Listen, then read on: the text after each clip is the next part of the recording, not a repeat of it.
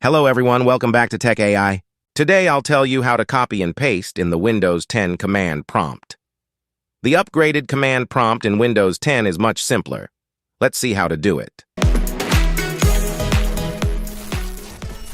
Open Command Prompt. The quickest way to do this is to click the Windows key, type in CMD, and hit Enter or clicking on the app. Right-click on the command prompt's title bar and choose Properties. Uncheck the box next to Use Legacy Console, requires relaunch. This should automatically check the Enable Control Key Shortcuts option.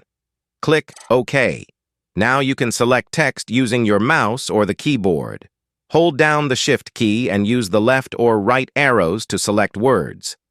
Press Ctrl+C to copy it, and press Ctrl+V to paste it into the window. You can also easily paste text you've copied from another program into the command prompt using the same shortcut. Thanks for tuning in. If you found this tutorial helpful, be sure to give it a thumbs up and subscribe to our channel for more tech tips and tutorials. See you next time.